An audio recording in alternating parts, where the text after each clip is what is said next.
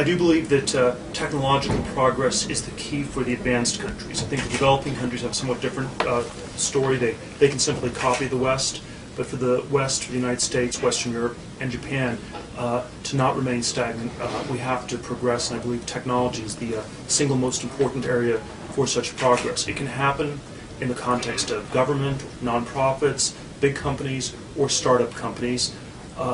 I believe that the largest area for progress, for a variety of reasons, involves people starting new technology ventures, and that's where I think the whole ecosystem of venture capital, and more importantly the entrepreneurs who create these businesses, is such a critical part to the future. And you know, our challenge is to, in that capacity, is to identify great businesses, and we like to also find ones that involve a powerful, transformative way in which they will take our civilization to the next level.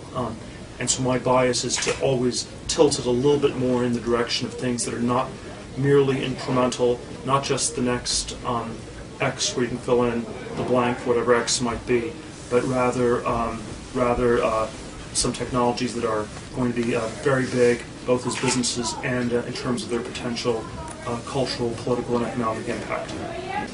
You received a lot of attention in the past for donating to the Seasteading Institute, which would seek to build small sovereign nations on artificial islands, and that's a very curious idea. So could you explain why you see this as a worthwhile cause in terms of experimenting with governments and societies?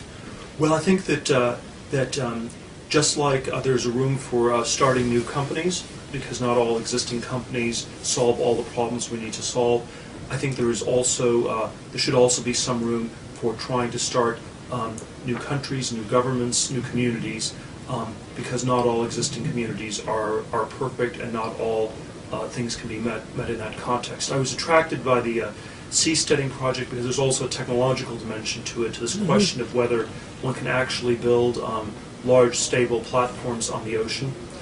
It is, in some sense, it is one of the we've abandoned many of the great frontiers of the 50s and 60s. People obviously thought of space as the final frontier, a la Star Trek, but they also thought of the oceans as a major frontier. People envisioned underwater cities.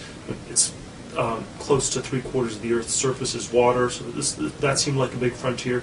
People thought of deserts as a frontier for turning them back into farmland and forests, and so there are a lot of frontiers that have been abandoned. And I think we need to somehow reopen the frontier, both in technology and in terms of the areas that we look at for people to explore and develop.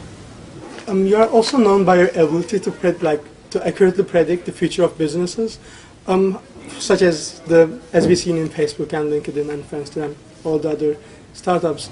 How do you know the direction of a business when the financial world is full of so many uncertainties? I've looked back on, we've probably invested in about 140 technology companies over the last 10, 12 years, and we've looked back on how we've thought about these businesses at the time we invested. And whenever we had the sort of attitude that's implicit in your question in making the investment, that was a bad investment. Whenever you think of things as just being probabilistic or a lottery ticket, you are actually setting yourself up for losing and for not thinking. And so you have to get yourself into a mindset where it's not a lottery ticket at all, but it's as much of as near a certain thing as it can possibly be. And so it is questions: do we think this technology really works? How does it compare with what else is on the market? Are these people really the people who can take this business and build it? And you have to be very honest in answering these questions, and you have to you cannot avoid them. And avoiding them ends up attributing more things to chance. I do not believe that it is simply a matter of luck or chance or statistics.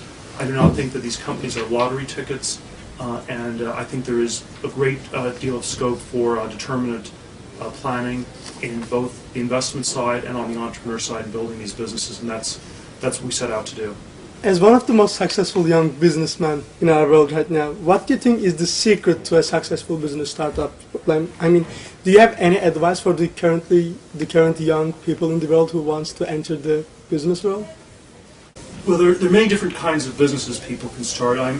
focused on technology businesses. Within the context of technology businesses, I'll give it sort of maybe a two-part answer. First, why it's hard to answer the question. I think you have horizontal growth where you copy things that work and you scale things. This is basically a China story. It's the story of the developing countries. And you have vertical growth where you go from 0 to 1 and you're doing something that's fundamentally new. By its nature, vertical growth is something that cannot, it's not something where you're copying something. So it's not like there's a cookbook I can give you and tell you these are the instructions you need to follow to create the next great company. It's something where you have to ask the question of what is important, what's valuable, and what is unique. And so there's sort of a series of questions.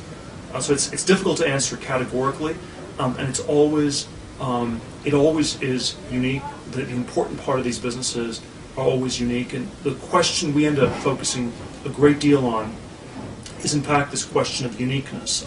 Is there something about this business where it is the only business of its kind in the world? Technology competition is fundamentally global. You have to be better than anybody else in the world.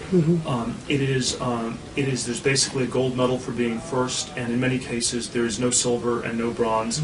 And in that sense, it's very different from many other kinds of jobs where you can do pretty well if you're the 1,000th best lawyer in each class of 50,000 lawyers who graduate each year. And so I think one has to be very orientated towards the question of what is unique and what is best. I think people are, in general, not looking at a variety of breakthrough technology areas. There are not that many people looking at artificial intelligence, next generation biotechnology, robotics, any of a number of these sort of somewhat hard breakthrough technologies have been very underexplored. And if it is possible, if things can be technically done in those areas, they tend to be very promising because you will at least start with very little competition. And when you're the only person doing something, you have a much better chance of being the best in the world than if you're just one of 1,000 people doing it.